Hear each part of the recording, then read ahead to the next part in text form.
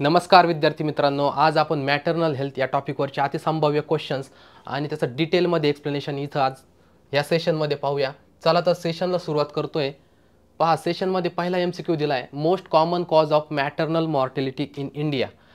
जी maternal mortality आहे तर त्याचं काय कारण आहे? मॅटर्नल मॉर्टिलिटी महिलांचं प्रेग्नन्सीमध्ये जी डेथ होते, मृत्यू होतोय, तर त्याला मॅटर्नल मॉर्टिलिटी म्हणताय. आणि त्याची कारणं सांगितले. त्याचं कारण काय? तर इथं पहा, सगळ्यात पहिलं ऑप्शन दिलेलं आहे आपल्याला हायपरटेन्शन्स. हायपरटेन्शनमध्ये काय होतं आहे मित्रांनो, जो ब्लड प्रेशर आहे तर तो इन्क्रीज होतो आहे. दुसरं ऑप्शन दिलं आहे पहा, सेप्सिस. सेप्सिसमध्ये इन्फेक्शन होतं आहे. सेप्सिसमध्ये इन्फेक्शन जे आहे तर ते बॉडीमध्ये होतं आहे. आणि हिमोरेज, ज्याच्यामध्ये एक्सेसिव्ह ब्लिडिंग जे आहे तर ते तुमचं हिमोरेजिक कंडिशन्स त्याला आपल्याला म्हणता येईल. तर त्याच्यामध्ये खूप जास्त ब्लिडिंग होतं आहे, जे की मेजर ब्लड व्हेसल्सचं जर डॅमेज झालं तर त्या केसेसमध्ये हिमोरेज होतं आहे. आणि ऑब्स्ट्रॅक्टेड लेबल मीन्स जे काही चाइल्ड बर्थ होताना चोकिंग होतं आहे त्याला आपण ऑब्स्ट्रॅक्टेड लेबल म्हणता येईल. तर ह्या केसेसमध्ये आपल्याला काय विचारलं आहे? आपल्याला विचारलं आहे मॅटर्नल मॉर्टिलिटीचं कारण विचारलं आहे, कॉज. आता तसं पाहायला गेलं तर हायपरटेन्शन बऱ्याचशा वेळेस काय होतं, भीतीमुळं ब्लड प्रेशर जो आहे तर तो वाढतो आहे. त्याच्यानंतर सेप्सिस पण होऊ शकतं, इन्फेक्शन होऊ शकतं आहे. त्याच्यानंतर हिमोरेज जे आहे. आता सगळ्यात महत्त्वाचं मॅटर्नल मॉर्टिलिटी, हिमोरेज काय, एक्सेसिव्ह ब्लड लॉस जिथं होतं आहे तर त्या केसेसमध्ये, त्या कंडिशन्सला आपण हिमोरेजिक कंडिशन्स म्हणतो आहे.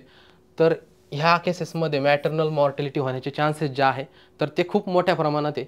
ना की तुमचे हायपरटेन्शन होऊ शकतं आहे, कमी जास्त होऊ शकतं आहे ब्लड प्रेशर, सेप्सिस, इन्फेक्शन पण होऊ शकतं आहे, किंवा ऑब्स्ट्रक्टेड लेबल चाइल्ड बर्थ करताना चोकिंगचा पण प्रॉब्लेम येऊ शकतो आहे.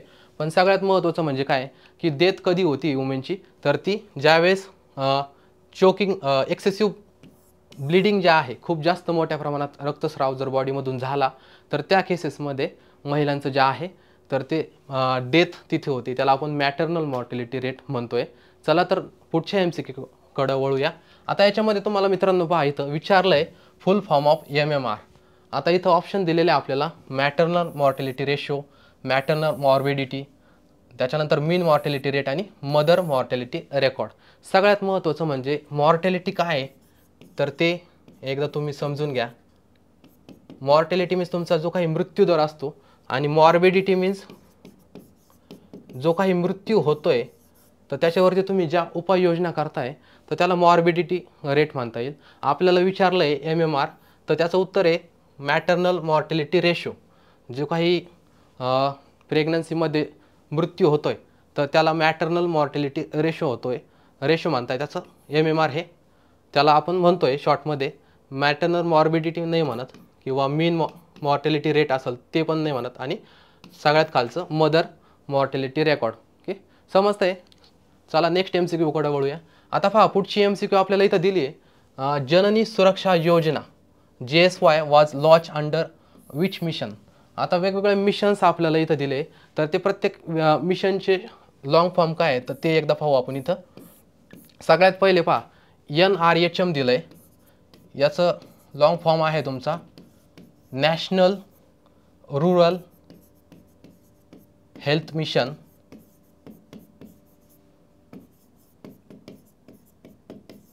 त्याच्यानंतर पहा, त्याच्या खाली दिलंय नॅशनल, इथं फक्त रूरलच्या जागी अर्बन येणार आहे. आणि त्याच्यानंतर पहा दिलंय RMNCH+A दिलंय, जे तुमचं याच्यामध्ये रिप्रोडक्टिव्ह असेल. त्याच्यानंतर मॅटर्नल असेल, किंवा न्यूनटल असेल, किंवा ॲडोलसन्स असेल.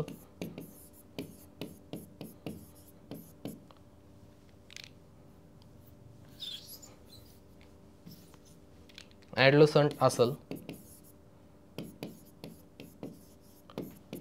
ह्या सगळ्या ज्या येत आहे तर ते RMNCHच्या अंडर येतं आहे. आणि राहिलं तुमचं NHM, NHM national health mission आपण त्याला म्हणतोय. नॅशनल हेल्थ मिशन, तर हे त्याचे झाले सगळ्यांचे लॉंग फॉर्म. आपल्याला विचारलं काय, जननी सुरक्षा योजना जी आहे तर ती कोणत्या मिशनच्या अंडर लॉन्च झाली, तर ती झाली मित्रांनो NRHM, नॅशनल रूरल हेल्थ मिशनच्या अंडर जननी सुरक्षा योजना जी आहे तर ती लॉन्च झालेली आहे. तुमचं NUHM असेल तर ती नॅशनल अर्बन हेल्थ मिशन आहे, हे तुमचं रिप्रोडक्टिव्ह मॅटर्नल न्यूनॅटल आणि ॲडोलसंट हेल्थ आहे. आणि NHM जे आहे नॅशनल हेल्थ मिशन जे आहे तर ते 2017 साली ते मिशन जे आहे तर ते लॉन्च झालं होतं.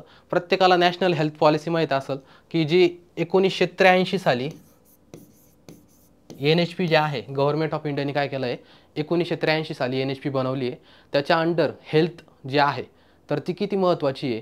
त्याच्यानंतर ज्या काही आपण प्रत्येक विलेजमध्ये पाहतोय PHC प्रायमरी हेल्थ सेंटर, तर ती कन्सेप्ट जी आहे तर ती नॅशनल हेल्थ मिशन असेल किंवा नॅशनल हेल्थ पॉलिसीच्या अंडर खूप सगळ्या ज्या NRHM असेल NUHM असेल ह्या सगळ्या पॉलिसीज काढल्या जेणेकरून हेल्थ जी आहे तर त्याला प्रमोट करायचं आहे, हेल्थ चांगली असली पाहिजे. त्याच्यासाठी जननी सुरक्षा योजना जी आहे तर ती लॉन्च झालेली आहे 2017ला.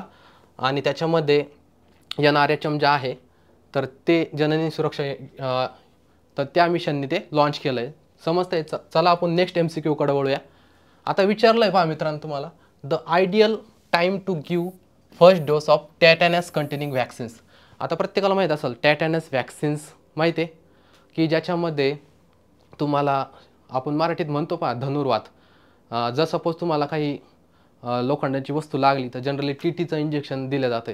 आता सगळ्यात महत्त्वाचं म्हणजे प्रेग्नन्सीमध्ये काय होतं आहे, लहान प्रेग्नन्सीमध्ये काय होतं आहे, आईला सेकंड ट्रायमिस्टरला TTचं इंजेक्शन घ्यावं लागतं आहे. का तर निओनटलला काही टेटॅनसचा प्रॉब्लेम होऊ नये. तर त्याच्यासाठी कधी घ्यायचं असतं तर त्याचे 4 ऑप्शन दिलेले आहे आपल्याला. फर्स्ट वीक आहे, अर्ली इन द सेकंड ट्रायमिस्टर आहे, आफ्टर 28 वीक्स आहे आणि at the time of delivery. आता याच्यामध्ये ज्यावेळेस वुमेनचं सेकंड ट्रायमिस्टर असतं, ज्यावेळेस वीक जे आहे 13 to 27 वीकच्या दरम्यान हे वॅक्सिन जे आहे TTचं तर ते महिलांमध्ये दिलं जातं जेणेकरून न्यूनटलला TTचा काही प्रॉब्लेम होऊ नये.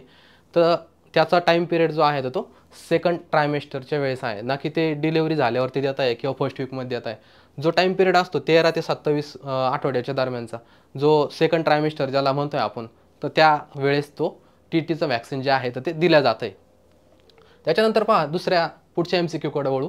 आता इथं तुम्हाला विचारलं आहे which nutrient requirement increases the most during pregnancy. आता प्रेग्नन्सीमध्ये कोणतं रिक्वायरमेंट जे आहे तर ते बॉडीला सगळ्यात जास्त लागतं आहे. आपल्याला ऑप्शन दिलं आहे मित्रांनो, प्रोटीन, फॅट, कार्बोहायड्रेट आणि आयर्न. तसं पाहायला गेलं तर हे तिन्ही जे आहे तर हे कशामध्ये येतं आहे मित्रांनो, मॅक्रोन्युट्रिएंट्समध्ये येतं आहे. जे काही आपली बॉडी ग्रोथ होते तर सगळ्यात जास्त अमाऊंटमध्ये जे न्यूट्रिएंट आपल्याला लागतं आहे तर त्याच्यामध्ये तुमचं प्रोटीन असेल, फॅट असेल आणि कार्बोहायड्रेट असेल, हे मॅक्रोमध्ये येतं. याची क्वांटिटी खूप जास्त आपल्या बॉडीला लागते. राहिलं आयर्न, ज्यावेळेस आता प्रेग्नन्सीमध्ये काय होतं आहे की ॲनेमिया जो आहे तर तो होऊ शकतो आहे. तर त्या कंडिशन्समध्ये आयर्न असेल किंवा फॉलिक ॲसिड असेल, तर याची रिक्वायरमेंट जी आहे वुमेनमध्ये तर ती खूप सगळ्यात जास्त असते. त्याच्यामुळं तुम्ही पाहिलं असेल PHCमध्ये गेल्यानंतर ज्यावेळेस तुम्ही व्हिजिट करताय तर त्या प्रेग्नंट वुमेनला आयफा टॅबलेट असेल, आयर्न फॉलिक ॲसिडच्या टॅबलेट ज्या आहे तर त्या खाण्यासाठी दिल्या जात आहे, जेणेकरून आयर्न आणि फॉलिक ॲसिड खूप मोठ्या प्रमाणात त्या वुमेनला मिळेल आणि त्याच्यामध्ये ॲनिमियासारखी कंडिशन्स तयार होणार नाही, एनर्जी येईल आणि त्याच्यामुळं बाळालासुद्धा त्या ज्या गोष्टी डेव्हलपमेंटसाठी लागत आहे तर ते एकदम व्यवस्थित आपल्याला त्यांना मिळतील. हे खूप महत्त्वाचं आहे. त्याच्यामुळं पहा न्यूट्रिएंट म्हटलं आणि कशामध्ये विचारलं आहे, प्रेग्नन्सीमध्ये विचारलं आहे, त्याच्यामुळे तुमचा ॲन्सर जे आहे तर ते आयर्न येणार आहे.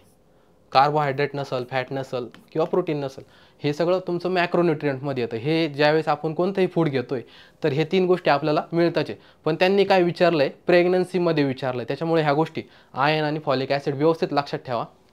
चला तर पुढच्या MCQ कडे वळूया. आता पहा त्यांनी काय विचारलं आहे आपल्याला, the recommended dose of iron folic acid during pregnancy in India. परत पहा तोच क्वेश्चन आलेला आहे की ज्याच्यावरती आपण आत्ता पाहिलं की डोस जो आहे की प्रेग्नन्सीमध्ये किती आयर्न आणि फॉलिक ॲसिड आपल्या बॉडीमध्ये रिक्वायरमेंट किती असते, तर त्या वेगवेगळे ऑप्शन दिलेले आहे. 30 मिलीग्रॅम आयन आणि 250 mcg फॉलिक ॲसिड असेल, 60 milligram ion, 500 mcg folic acid, 100 milligram ion आणि 1 मिलीग्रॅम फॉलिक ॲसिड आणि 120 मिलीग्रॅम आयन आणि 250 mcg फॉलिक ॲसिड. तर ज्यावेळेस प्रेग्नन्सी कंडिशन्स असते तर त्यावेळेस आपल्याला 60 मिलीग्रॅम आयन जे आहे तर ते बॉडीला लागतं आणि त्याच्यासोबत 500 mcg फॉलिक ॲसिडची रिक्वायरमेंट आपल्या बॉडीमध्ये असते. पहिलं नाही आहे तुमचं, तिसरं आणि चौथं पण येणार नाही. हे प्रत्येकाने व्यवस्थित लक्षात ठेवा. 60 मिलीग्रॅम आणि 500 mcg फॉलिक ॲसिड आपल्या बॉडीला लागतंय. समजतंय? चला पुढच्या MCQ कडे वळूया. आता पहा तुम्हाला काय विचारलं यांनी इथं, which hormone is essential for maintaining pregnancy. आता प्रेग्नन्सी मेंटेनिंग करण्यासाठी कोणता हार्मोन इथं आपल्याला महत्त्वाचा आहे. आता आपल्याला ऑप्शन दिलं आहे पहा, इस्ट्रोजन ऑप्शन दिलं आहे. याला आपण सेक्स हार्मोन पण म्हणतोय, रिप्रोडक्शन्समध्ये येतं आहे. त्याच्यानंतर FSH, थोडासा क्वेश्चन जो आहे तर तो कन्फ्यूज करणार आहे. आता FSH फॉलिकल स्टिम्युलेटिंग हार्मोन याला आपण म्हणतोय. आता FSH काय करतोय, इस्ट्रोजनला सिक्रेट करतंय. ओके, FSH इस्ट्रोजनला सिक्रेट करतंय किंवा इस्ट्रोजनला बॉडीमध्ये येतंय काय. त्याच्यानंतर पहा ल्युटिनायझिंग हार्मोन दिलेलं आहे, तर हा पण रिप्रोडक्शन रिलेटेडचाच हार्मोन आहे, ल्युटिनायझिंग हार्मोन. आणि खाली दिलं आहे पहा तुमचं प्रोजेस्टेरॉन, खाली दिलं आहे तुम्हाला प्रोजेस्टेरॉन. आणि आपल्याला काय विचारलं आहे, मेंटेनिंग प्रेग्नन्सी. प्रोजेस्टेरॉन जो आहे तो पेरियडिक सायकलला मेंटेन करतोय. ओके, प्रोजेस्टेरॉन काय करतोय, पेरियडिक सायकलला मेंटेन करण्याचं काम करतोय. जे तुमचे मेन्स्ट्रुअल सायकल आहे किंवा पेरियडिक सायकल म्हणता येईल किंवा मेन्स्ट्रुअल सायकलला प्रोजेस्टेरॉन तिथं इम्पॉर्टंट रोल प्ले करतं आहे. करेक्ट MCQ कडे वळूया. आता पहा पुढं विचारलं आहे आपल्याला, खूप इंटरेस्टिंग क्वेश्चन आहे. आपण colostrum is important because it is rich in. आता सगळ्यात पहिले तुम्हाला कोलोस्ट्रम म्हणजे काय ते समजलं पाहिजे, तरच तुम्हाला याचं उत्तर एकदम इझिली समजेल. आता कोलोस्ट्रम इज ज्यावेळेस फर्स्ट प्रेग्नन्सी असते, फर्स्ट प्रेग्नन्सीमध्ये मॅमरी ग्लँडमधून जे काही मिल्क सिक्रेट होतं, मिल्क सिक्रेशन जे होतं, तर ते फर्स्ट मिल्क जे आहे तर ते येल्लो आणि थिक असतं, येल्लो इन कलर आणि थिक असतं. की जो काही तो पार्ट निघतो येल्लो आणि थिक पार्टला, तर त्याला कोलोस्ट्रम म्हटलं जातं आहे. ज्यावेळेस फर्स्ट टाईम प्रेग्नन्सी होते आणि त्यावेळेस मॅमरी ग्लँड ज्यावेळेस फिमेलमध्ये ॲक्टिवेट होत आहे आणि ब्रेस्ट थ्रू जे काही मिल्क सिक्रेट होतं आहे, तर ते फर्स्ट मिल्क जे आहे तर त्याचा कलर जो आहे तर तो येल्लो असतो आणि थोडा थिक पार्ट असतो आहे. तर त्या पार्टमध्ये काय असतं आहे, त्या पार्टमधून सगळ्यात जास्त त्या लहान बाळाला काय मिळतं आहे, तर त्याच्यामधून प्रोटीन असेल, त्याच्यानंतर तुम्हाला व्हिटॅमिन असेल किंवा इम्युनोग्लोबिन्स असेल, इम्युनोग्लोबिन, तर हे सगळ्यात जास्त किंवा अँटीबॉडीज पण, अँटीबॉडीज असतील, हे सगळ्यात जास्त जे आहे तर ते आपल्याला ह्या कोलोस्ट्रम जे फर्स्टली सिक्रेट होतं आहे ज्यावेळेस फर्स्ट प्रेग्नन्सी असते आणि ज्यावेळेस ब्रेस्ट फिडिंग करताय वुमेन्स बाळाला, तर त्यावेळेस जो काही येल्लो पार्ट असतो तर तो खूप महत्त्वाचा असतो बाळासाठी. त्याच्यामधून बाळाला पूर्णपणे पूर्ण सगळा आहार, त्याच्यामध्ये प्रोटीन आलं, व्हिटॅमिन आलं, इम्युनोग्लोबिन आलं, अँटीबॉडी आलं, वॉटर आलं, ह्या सगळ्या गोष्टी त्या लहान मुलाला मिळत आहे. मग तुमचं याच्यामध्ये पहा ऑप्शन दिलं आहे, फॅट असेल, कार्बोहायड्रेट्स असेल, आयन आहे. तर सगळ्यात जास्त जे आहे तर ते आपल्याला काय आहे, इम्युनोग्लोबिन्स पण सांगितलं तुम्हाला. मीन्स तुमचं करेक्ट आन्सर काय असेल, इम्युनोग्लोबिन्स. आयन नाही, आयन किंवा फॉलिक ॲसिड तर ते ज्यावेळेस पोटामध्ये बाळ असतं त्यावेळेस आईकडून बाळाला मिळतं आहे. कार्बोहायड्रेट पण नाही किंवा फॅट पण नाही. समजतं आहे. कोलेस्ट्रॉम जे आहे तर त्याच्यामध्ये इम्युनोग्लोबिन्स जे आहे, ज्याला आपण IgA म्हणतोय, तर ते आपल्याला कोलेस्ट्रॉम आईकडून त्या लहान बाळाला ब्रेस्ट मिल्कमधून मिळतं आहे. समजतं आहे. कोलेस्ट्रॉम समजलं तर तुम्हाला कोणते जरी ऑप्शन आले एक्झाममध्ये तर इझिली समजेल. चला तर नेक्स्ट पाहू.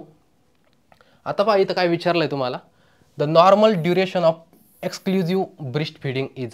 ब्रेस्ट फिडिंगचं नॉर्मल ड्युरेशन किती असलं पाहिजे. ऑप्शन दिलं आहे 2 मंथ, 4 मंथ, 6 मंथ आणि 12 मंथपर्यंत. तर जर सपोज प्रेग्नन्सी कंडिशन झाली तर त्या कंडिशन्समध्ये फिजिशियन पहा नेहमी ॲडवाईस देत आहे की लहान मुलाला अप टू 6 मंथपर्यंत तरी अंगावरचं किंवा ब्रेस्ट फिडिंग जे आहे तर ती झाली पाहिजे. का झाली पाहिजे? जर लहान बालक जर हेल्दी चाइल्ड जर बनवायचं असेल तर अप टू 6 मंथपर्यंत तरी तुम्ही ब्रेस्ट फिडिंग करा. किंवा ते जे काही आत्ता आपण प्रिव्हियस क्वेश्चनमध्ये पाहिलं कोलोस्ट्रॉम, तर ते कोलोस्ट्रॉम काय करतंय, पूर्णपणे त्या चाइल्डला हेल्दी ठेवतंय. त्याला कोणत्याही प्रकारचं डिसीज होत नाही आहे, त्याची इम्युनिटी स्ट्रॉंग राहते, त्याच्या बॉडीमध्ये अँटीबॉडीज राहत आहे, त्याला प्रोटीन फॅट कार्बोहायड्रेट सगळं त्या मिल्कमधून मिळतं आहे. पूर्ण 100% जे काही न्यूट्रिएंट आहे, तर त्याला काही देण्याची गरज नाही. फक्त ब्रेस्ट फिडिंग जर झाली तरी ते लहान बाळ जे आहे तर ते हेल्दी राहतंय. हे समजतंय? चला नेक्स्ट क्वेश्चनकडे वळूया. आता पहा काय विचारलंय त्यांनी, the most effective method of prevent neonatal tetanus. आता तुम्हाला सांगितलं होतं याच्या मागे एक क्वेश्चन पाहिला होता आपण, टीटीचं इंजेक्शन जे आहे तर ते कधी घेतले जाते. टीटी इंजेक्शन कशासाठी घेतोय आपण, जे काही निओनॅटल टेटॅनसची जी कंडिशन्स होते तर ती होऊ नये म्हणून आपण ते जे इंजेक्शन आहे तर ते घेतले जाते. आता याच्यामध्ये पहा ऑप्शन्स काय दिलेलं आहे, व्हिटॅमिन के इंजेक्शन्स असेल, कॉर्ड केअर विथ अँटीसेप्टिक्स असेल, मॅटर्नल टीटी इम्युनायझेशन्स असेल आणि डिलिव्हरी इन हॉस्पिटल्स. आता याच्यामध्ये ज्यावेळेस मॅटर्नल टीटी इम्युनायझेशन जे आहे तर ते दिलं जातं, तर त्या कंडिशन्समध्ये काय आहे तुमचं निओनेटल टॅटॅनस जे आहे तर ते प्रिव्हेंट केला जाऊ शकतो. जर सपोज आईनी सेकंड ट्रायमिस्टरमध्ये टीटीचं इंजेक्शन घेतलं तर त्यावेळेस जे काही पुढं बाळाला निओनेटल टॅटॅनस होतोय तर तो होणार नाही आहे. की व्हिटॅमिन के जे आहे तर के नसणार आहे तुमचं. कॉर्ड केअर मीन्स जे काही ॲम्ब्लिकल कॉर्ड्स कट होती पहा ज्यावेळेस बाळ जे आहे तर ते जन्म घेते बाहेर येतं, त्यावेळेस काय होतं ॲम्ब्लिकल कॉर्ड कट केली जाते आणि त्याला कट केल्यानंतर सेप्सिस होऊ नये म्हणून अँटीसेप्टिक जे आहे तर ते दिलं जातं. किंवा ती पावडर तुम्ही पाहिली असेल तर ती पावडर पण यूज केली जाते. किंवा डिलिव्हरी इन हॉस्पिटल हे पण नसणार आहे. मॅटर्नल टीटी इम्युनायझेशन जे आहे तर ते त्याचं करेक्ट आन्सर असणार आहे. समजतंय? तुम्हाला जर व्हिडिओ आवडला तर लाईक करा, कमेंट करा, शेअर करा. थँक्यू.